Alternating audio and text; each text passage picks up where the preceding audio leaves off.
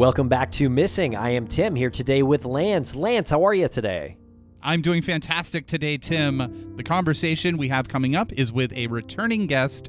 We love this person. She's a writer and just a really good conversationalist. But Tim, before we get to her, how are you? I am doing great. Thanks a lot for asking. And yeah, I'm very excited to speak with Maureen Boyle again.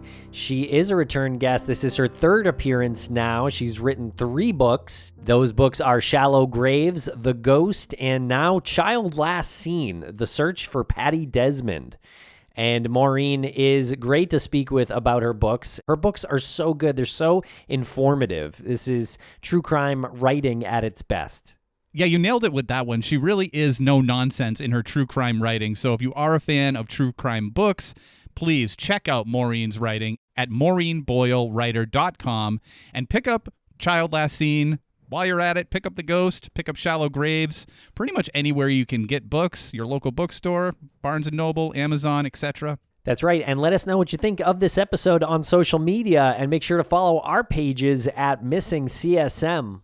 And Tim, if they wanted to hear this episode without any ads, where would they go? Well, listeners can now subscribe to Missing Premium on Apple Podcasts. It's $4.99 a month. You get ad-free episodes, early releases, and our weekly bonus show. And if you're not an Apple user, you can go to missing.supportingcast.fm and sign up for the same product there. And we're going to take a quick break for a commercial, and we'll be right back with Maureen Boyle.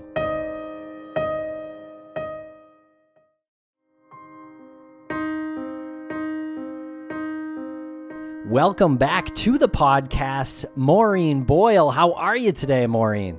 Oh, doing very, very well. And thank you for having me on. Absolutely. Always love being on your podcast. It's always a lot of fun. Well, that's fantastic. We always love having you on the podcast to talk about the work that you've done with your books. And the last time we had you on, you had mentioned you're working on a new one. So we're like, definitely when it comes out, let us know. This one just came out yesterday, and big round of applause to you for putting this together. It's an amazing book. You did a great job with it. So thanks for taking us up on the offer, coming on and telling this story. Oh, thank you so much for having me. It's always a pleasure. And, this is a story of a 15-year-old girl who disappeared in 1965 in Pennsylvania. And, as you know, in all my books, I really do try to tell the story of the victims and the search for justice for them. And that's what I hope people get out of this book, Child Last Seen, The Search for Patty Desmond. I always want people to remember the victims through it all. Yes, and you definitely accomplished that with all 3 of your books now. They're all great. They're some of my favorite crime books that I've read in the or ever, really. Maureen, can you tell us a little bit about your background and how this story came to you? My background, I'm from New England. I've been a daily journalist for more years than I care to remember. I mean, when I first started, they had hot type for newspapers. That was when people actually typed in the lead for the newspapers. It was one of the last papers that had that in Connecticut. And I was very young at that time. So I worked primarily as a police reporter in my later years for daily newspapers. And now I am the director of the journalism program at Stonehill. But through it all, I always wanted to, even teaching, I always stress to my students in any of their work to always remember the victims, always look at the gray areas of stories. And that's what I hope to do with all of my books, the true crime books, opening up the story so that people can peer into that gray area of the victim and even the killer, so that, there is nothing that's completely black and white. In the criminal justice system, even though we'd like to think that there is always this bad guy. I mean, there are some people that are bad guys, but oftentimes there's a story behind it, as well as stories behind the victims. That's what I was hoping to do with A Child Last Seen. This story is set in Pennsylvania, in the western part of Pennsylvania. I came across it when I was working on my second book, The Ghost, the murder of Police Chief Greg Adams and the hunt for his killer. As I was working on that case and winding up that book, one of the retired members of the state police said, there's this other case that I worked on in my career. You really might want to look at it. And I talked some more with them, and I found it really fascinating. It took a couple of months before I really got into it and really started doing intensive research on it, and went back to Butler County, Pennsylvania, and did some more research and, where Patty disappeared, where she was ultimately found, and talked to people who knew her, talked to all of the investigators. It really is a fascinating case of what happens once investigators, number one, discover where a victim is, and number two, work to find her remains. It's also a story of what do you do if you know who a killer is? And what is your moral obligation? When do you stand up and tell people what happened? And, it's not an easy thing for many people to do.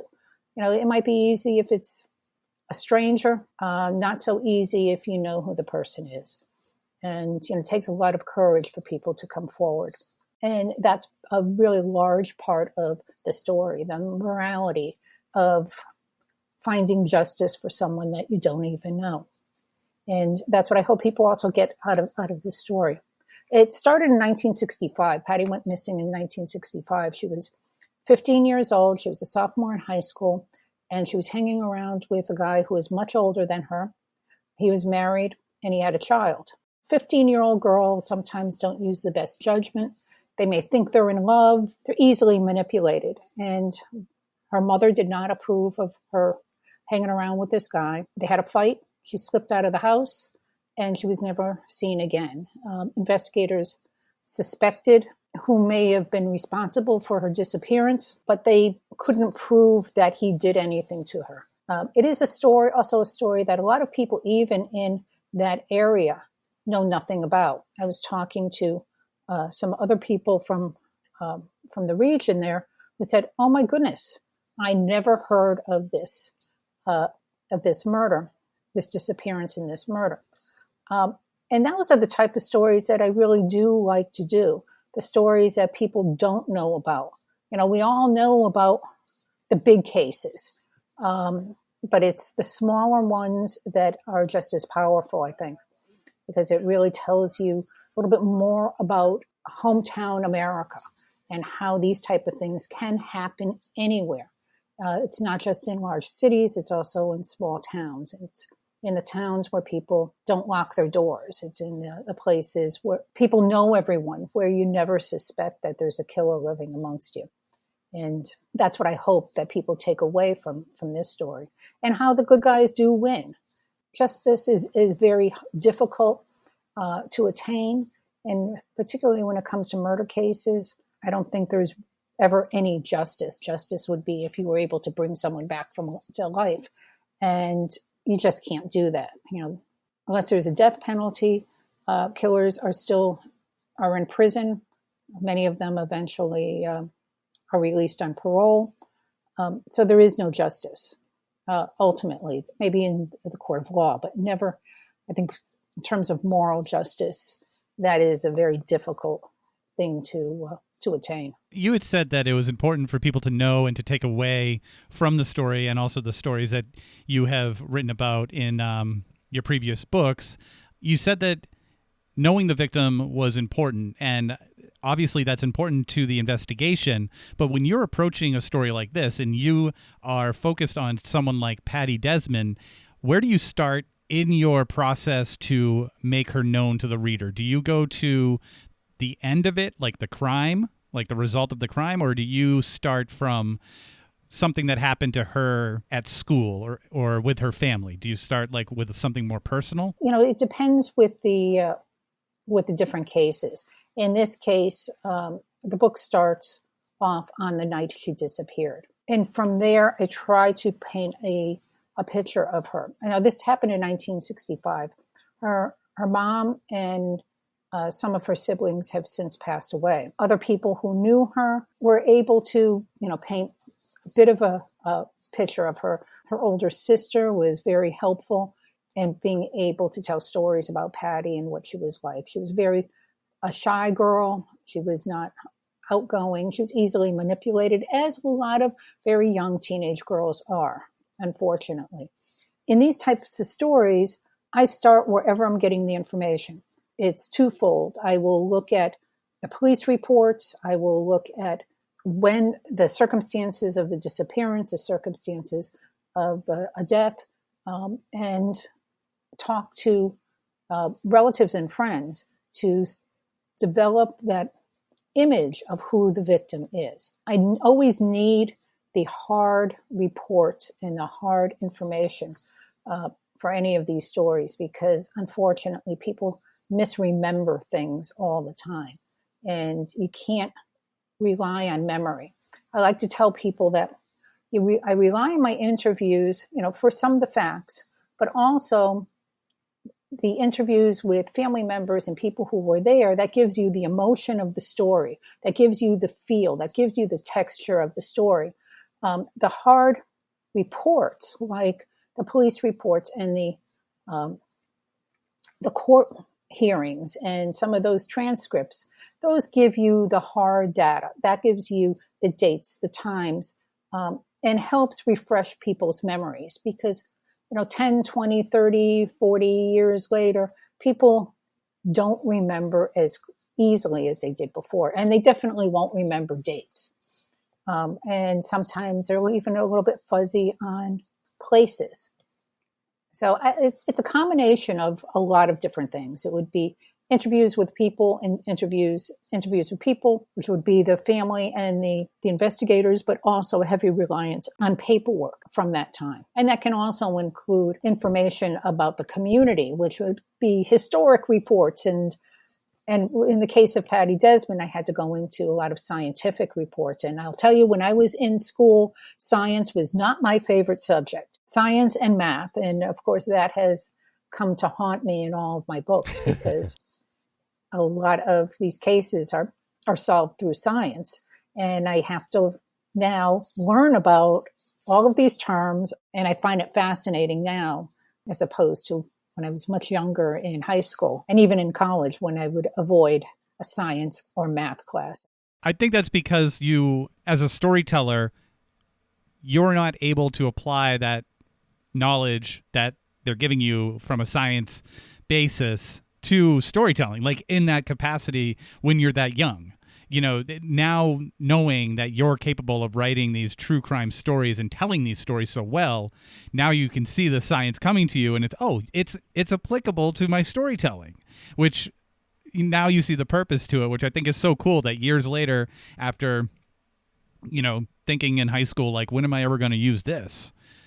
Now you're a storyteller and you're telling these great stories about these, the good guys winning and like triumph over tragedy, and you're able to apply that knowledge that you never thought you'd be able to use, which I think is super cool. So anyone out there right now who thinks that they'll never use it, you never know. It'll be there in the back of your mind somewhere. Yeah, every single subject that I thought I would never use is a subject that I have had to know throughout the years for stories, whether it's groundwater contamination, underground water flow, knowing multiple languages. I wish I knew multiple languages. I am very bad at foreign languages, and I really wish I did know more.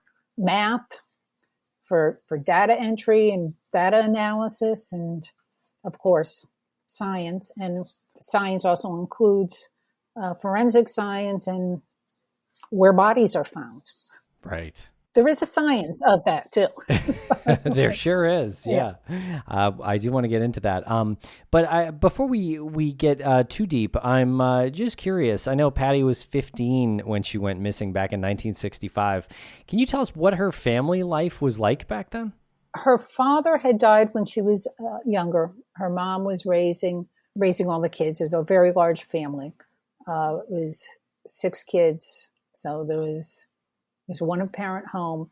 And this is 1965, where women were not getting paid the same amount as men were. Her mother did not have the same opportunities that she may have had today in terms of getting a higher paid job. She She was known as a hard worker, would work multiple jobs to put food on the table and pay the rent and keep the family afloat. Her father, who had been in the service in World War II, died when she was much younger in a altercation with his brother in another town. He hit his head on the ground, and he died en route to the hospital. She had a hard life, a very, very hard life. Money was very scarce, and she was just, I would say, just a lost child. Mm. Did her circumstances in her upbringing have something to do with why she disappeared, in your opinion? No, I don't think so. I think it was more, she was looking for, your upbringing and the circumstances of your life, of course, always play a role in everything that you do. But I think with her, she was young, naive, looking for love. Someone was paying attention to her, and it was the wrong person. And, and that's not that unusual with teenage girls and anyone who has anyone from 12 to 18, you have to be very watchful over them because they don't quite understand the evil that's out there and some of the problems that exist and the people that could prey on them. And that is something that she didn't quite understand. But she ended up meeting the wrong person in Conrad Eugene Miller, and they had an age difference that is interesting when you think about it from like an adult perspective. If she was 30 and he was 35, that'd be fine. Exactly. But when you're 15 and in high school, anyone who's out of high school should not be dating a high school kid in terms of maturity. The age difference, you're right. When you're much older, that's not an issue. But when you are that young, it is. And when you have a kid and you're married. Exactly. Yeah, that is a red flag, a very big red flag. What was it about him that attracted her to him? What attracted her to Miller was his looks at that time. Someone described him as he had this James Dean look about him. And when you look at photos of what he looked like then, you could see he had that bad boy aura about him that sometimes is very attractive to young girls. But he was a real bad boy in that he wasn't just like looking the part. He was a criminal. Yes, he had a criminal record, and he spent a lot of time in and out of prison and jail, quite a bit of time. And even after Patty disappeared, he was in and out of prison down south and also in Pennsylvania. So he was not just that bad boy look. He had a criminal background, and that was someone that Patty, in retrospect, should have stayed away from. But she was only 15, and what do 15-year-old girls know? They look at things through rose-colored glasses. It's easy for us as adults to look at her and say, well, she shouldn't have been dating him. She shouldn't have been doing this. But she's a kid, and he was an adult, married with a kid, and he should have been sticking with people his own age who were out of high school. Yeah. And what were the circumstances of Patty's disappearance? She was at home. She was fighting with her mother about Miller, Patty spending so much time with him. Patty went down into the basement and slipped out of the house. And before anyone realized what happened, she was gone. And Miller and his friends were outside. She hopped in the car and drove off with them. Miller dropped his friends off. They were going to meet at another location, and that was the last time anyone saw Patty. He, at the time, told authorities, after mother reported her missing, told authorities that he dropped her off at a nearby fire hall because she was going to go to a friend's house. The friend said she never showed up here, and that's where the case just ended at that point. local police at that time spent time investigating the case and interviewing people, including interviewing him. And then a few years later, state police got involved. Pennsylvania State Police got involved and wound up re-interviewing the same people and poking around in other areas. And still could not find where Patty was, dead or alive. There was a lot of rumors that she was seen at a shopping plaza, that she married a elderly guy and was moved out of state. None of those things were true when state police tracked down the information. And then that at that point, the case sort of ended. There was no resolution at that point. They couldn't prove that she was dead. They couldn't prove she was alive. They couldn't prove that someone did her harm, and whether their main suspect, who was Miller, if he did something wrong to her. A lot of the investigators suspected he did, but they couldn't prove it because they didn't have Patty. They didn't have a body. Flash forward decades later, they did get information from an unlikely source and were able to finally resolve the case. And we'll be right back after a quick word from our sponsors. Thanks to our sponsors, and now we're back to the program. How do all those rumors get started, in your opinion? Like, they're all over the map, and then we see this in most missing persons cases we cover, too. It's just kind of shocking. Well, what happens many times is that people want to be helpful, and they see someone who they think is the missing person because they kind of look the same and jump to the conclusion. And there's other people who try to interject themselves into investigations to try to be helpful. Sometimes people misremember. Like, oh, yes, I saw so-and-so on the corner getting into a blue car on the night, she disappeared, and it wasn't the night she disappeared. In retrospect, people's memories are very, very tricky. Unless there's a reason to remember a specific time and a specific date, people easily misremember.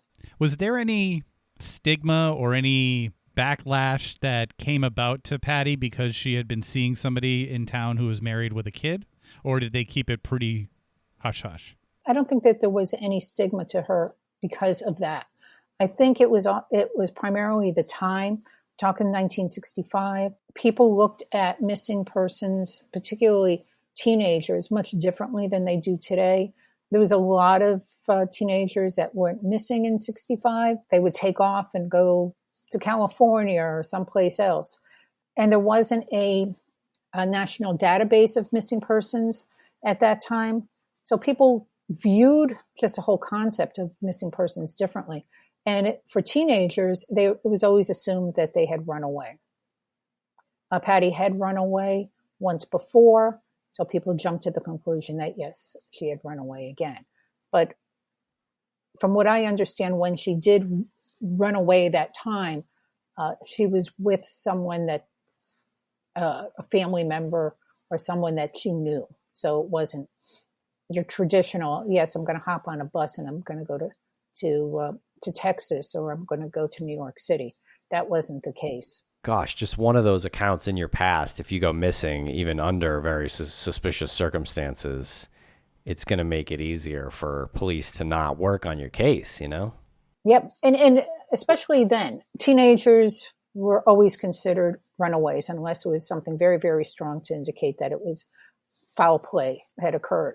But for the most part, teenagers were considered runaways.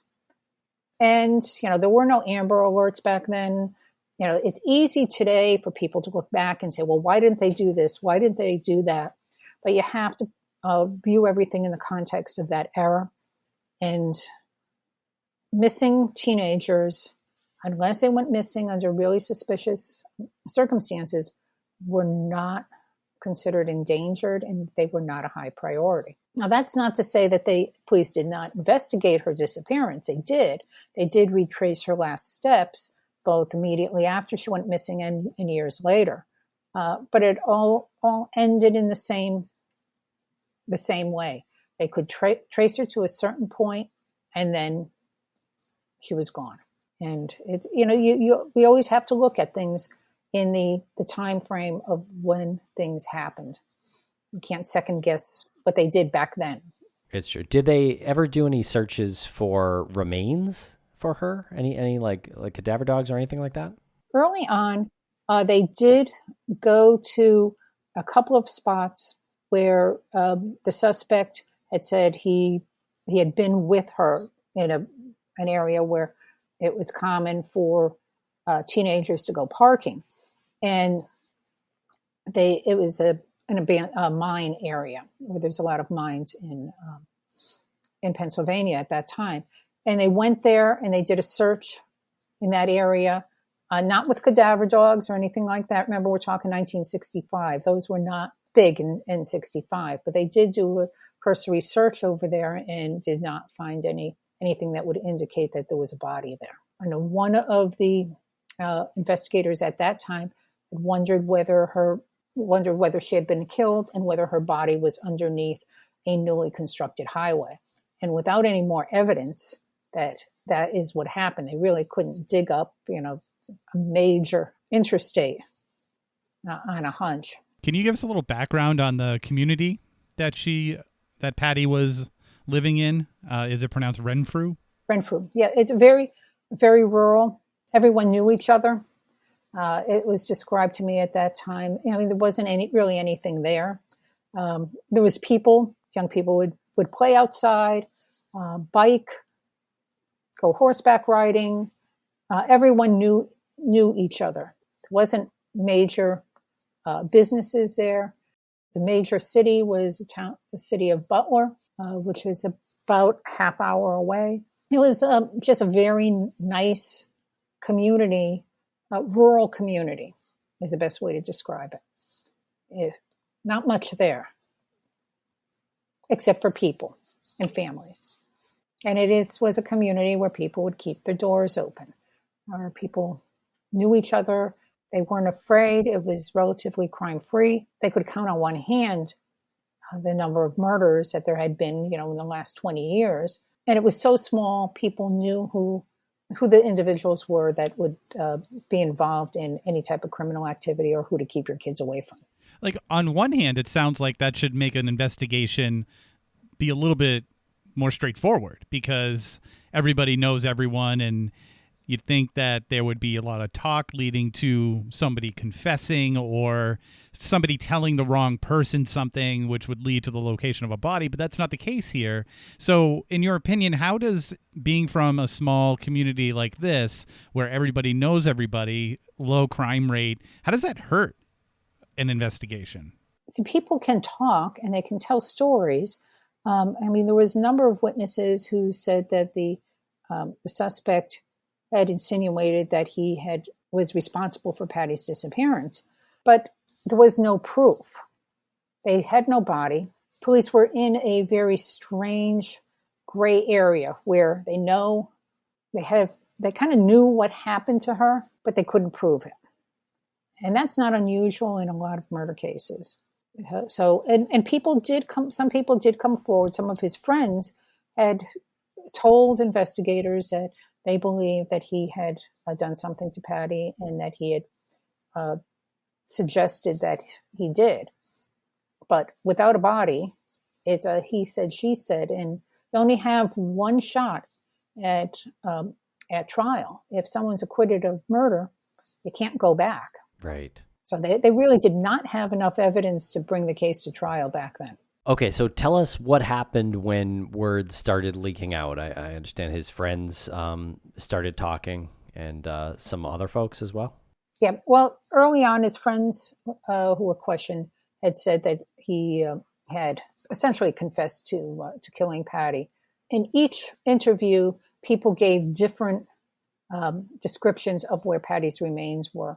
And as it turned out, her remains were in none of those places. It was only years later where police got a phone call from an unlikely source, and that's how the whole case unraveled at that point, because they were able to locate the body or her remains at that point with a lot of work. It was not an easy way to to find her body. It was very, very difficult to find her remains. And that wasn't until the 1980s. So it took a long time. And the person who came forward was not someone who had direct knowledge of the case. That person was a child at the time that Patty went missing. But the person was able to provide enough information for investigators to get search warrants and a variety of other things and finally bring the case to a conclusion. I have to hand it to you. You're a master at telling the story of these topics that you read about, especially in this case, Patty Desmond, but without giving away too much. So if I was actually putting myself in the position of the listener, where if I was hearing this, I'm like, I'm getting just enough where I need to get this book. So that's a huge, that is a huge strength.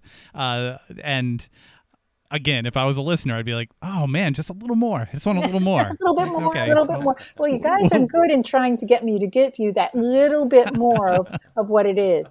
But I think people will be really surprised at who came forward and the moral dilemma that this individual had. And it really can tear apart a family. It can make people question their lives and everything that they know. And, I have to say that the person who did come forward and everyone who eventually came forward, they're very courageous in doing that. And sometimes that's what we need. That's how these cases are solved. You can have forensics that will fill out all the evidence boxes, but a lot of these cases are solved by people who can steer police to investigators into the right places. Now, through this case, I have learned these really weird things about bodies, what criminals do wrong when they are covering up bodies. And this isn't necessarily in this case, but did you know that there's been studies, and which I was fascinated by, that they can tell in some ways the intent of a murder, of the suspect, based on what they believe the murderer used to bury the body. Please. Yes, let's elaborate on this. Because they can study, this is what I found fascinating as I'm highlighting these FBI reports and all of these other studies as I went down the rabbit hole of this. Let's say you have a killer and he or she gets in a fight with someone and they hit him over the head with a rock, okay? And they didn't mean to kill the person, but they did. And they have to get rid of the body. And they want to bury it. Let's say they're in the woods or someplace like that, but they don't have a shovel because they didn't plan to do this. So they may find something else around there, whether it's other rocks or a tree branch or something like that to help dig a hole to dump the body in there. That lets investigators know based on the dirt and the formations, if you will, in the dirt, that would indicate, oh, it was a piece of wood that they used, not a shovel, that most likely the killer used, didn't mean, quote unquote, mean to kill the person. It was, at that point, opportunity. But if you had a case where they can see the shovel imprints as they're digging out the remains, they're like, this person planned this because they brought a shovel with them. So they can tell what type of devices or what type of material was used to bury bodies just by studying the dirt. And I suppose that tells the story of the relationship between the victim and the perpetrator as well. So if it's a planned, dig and there's a shovel, then you start looking in the background of this person and saying, like, who's somebody that could have been the enemy here? Who's somebody that they might have made an enemy of? And then it narrows the pool of people that you speak with. So interesting stuff. Yes, it really is. And, some of the studies I was looking at, I mean, they were looking at, a branch, a shovel, rocks, people digging a hole by hand. It was really fascinating type of information. Stuff I couldn't use in the book. I think I did use a little bit of it in the book, but just because I found it so fascinating. I'll use it in some other cases, I'm sure, in the future. Conrad, obviously kind of a really bad guy. What was he doing to prevent people from talking to law enforcement? People did talk to law enforcement. His friends did talk to law enforcement, but they were afraid of him. A number of them were afraid of him. And the individual who knew what happened did not talk to law enforcement at that time. And it was that person who told someone else, and that's how it all unraveled. Doesn't it feel like he must have stuck out like a sore thumb in that small community? Like a person that kind of bad, Well, people knew him. And in all small communities, people know who to stay away from, but he was still part of the community. So, yeah, he did stick out. He was an individual well known to law enforcement at that time. And he was in and out of jail and prison. So he did time. He underwent a lie detector test, polygraph test early on. And it was an odd type of finding at that time. Of course, polygraph tests are not admissible in court. Often they'll just use that as an investigative tool to move forward. But he was not the best candidate when he took the polygraph. Do either of you have people in your lives from back then when when you were in high school that you'd look at and be like, yeah, that's the person that you have to stay away from? Oh, yes, most definitely. There was always that red flag person who you're like, yep, you're just going to stay as far away as possible. But there was also always the bad boys that girls were attracted to and parents hated. That is sort of a universal issue that parents face. The bad boys were always out there, but this is also growing up in high school. There was always the individuals that you'd look at and say, could they be a killer? And interestingly enough, in my high school, there was someone in one of my study halls who actually did kill someone. Very quiet person, stayed in the back, didn't talk to anyone. No one knew his name, never said hello. It was only after the fact, and go, well, yeah, he was in study hall. That was the kid that was always, in the corner there. And I'm like, oh, it's kind of weird. Yeah, we all have people like that in our schools. I don't remember anybody like that in my school. Then it was you. Yeah. Isn't that the joke? Yeah. Yeah. And we'll be right back after a quick word from our sponsors. Thanks to our sponsors, and now we're back to the program. So you write about these historical crimes, and your first book was Shallow Graves, right? That was 2017? Yes, 2017. Hunt for the Serial Killer. 2017, and the crime took place in 1988, and then The Ghost came out in 2021? Yes. Yep. And that was 1980, and now your newest book takes place in 1965. Are you just going to keep going further and further back in history? So. I think so. There is one book that I'm researching now that goes way, way back to Prohibition days. So I guess that, that's an interesting observation that I keep on going back in time. But that one's fascinating because I'm going through a lot of archival information. It's fascinating in that regard because there's no one I can interview because they're all dead. And the person wound up pleading guilty. So I don't even have a trial transcripts to work with. But there's that, and there's another book I'm working on that involves another murder of a teenage girl. And the gist of it is how it affected a community for decades later. So you're keeping the historical element going in your next books. Yeah. Yes. What is it that draws you to that? One of the good things about looking at cases that are much older is that number one, the cases are resolved with the exception, of course, of Shallow Graves. The cases are resolved. You generally, know who the killer is. And enough time has passed where the emotions are not quite as raw as they were initially. And people are also more willing to talk about it. They feel a little bit more comfortable discussing what happened. And a lot of the investigators are much more comfortable because they've retired. And that's very helpful. They don't have to ask their boss, can I talk? They can do whatever they want. So that's the plus side of that.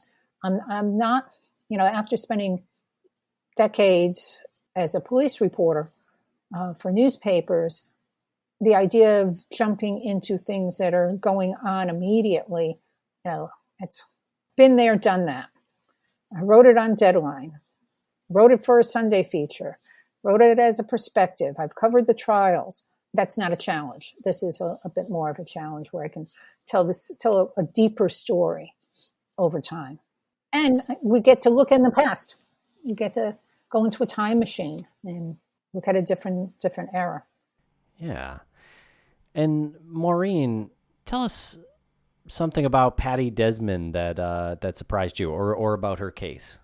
What surprised me about her was how little hard information, other than from her families and a few of her friends, there was out there.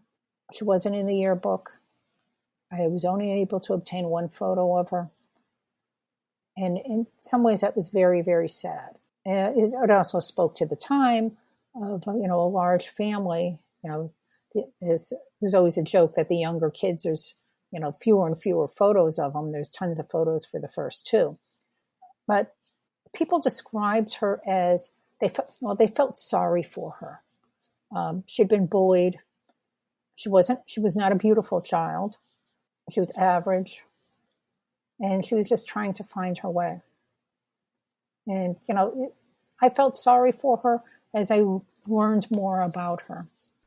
And do you think that by telling her story and having members of her family who are still around, maybe not even reading the story, but knowing that her story is in good hands and not in, not being told in a salacious manner, do you think that part of the whole process obviously is important to those people, but if anybody else is in that situation, what's your, not advice, but what do you hope somebody in Patty's family's situation might take from knowing that someone is capable of writing a story about a tragedy like this? Yeah, that's a very good question. A lot of families are very reluctant to be interviewed, especially for daily reporters or on television, because they do worry, how is the victim going to be portrayed? And some families are naturally suspicious. But I really hope that more and more families do come forward and do feel comfortable talking about the ordeal that they went through and talking about their family member. Let people know they were more than just a murder victim. This was a person. And that's what I always hope to show in my books, and what I also hope to show when I was a daily newspaper reporter is these are not just names. These are people. These are people who lived. These are people who had a future, who should have had a future. People who were loved and their lives were snuffed out. And I hope to portray some of the loss of that. And in Patty's case, I think I felt a sense of sadness for her, that she was looking for something and the person who entered her life was the wrong person. And, keep in mind, a lot of teenagers, they think they know it all, and they don't. I mean, we were all teenagers at one point, and when you look back in your life and you look at it and you're like, oh my God, how stupid was I? Yeah, seriously. Listen to your parents, kids. Yeah. Well, Maureen, this has been another great conversation. We really appreciate you taking the time out and telling us about your brand new book, Child Last Seen, out now. Where is the best place for our listeners to pick up a copy? Well, last I checked on Amazon, the print copy is sold out. The You can get it on barnesandnoble.com. And if you want a Kindle version, it's obviously available on Amazon for your Kindle. I expect them to be restocked, the print copy, shortly, but I know that Amazon also has copies, and you can also go to your local bookstore and ask them to order it. The publisher is Black Lion Publishing, and I think Books A Million also carries a book. And if anyone wants to know more about what I'm working on in the cases, or just read about my rantings, they can follow me on Twitter, which is Maureen E. Boyle 1. I have a Facebook author page. I'm on Instagram.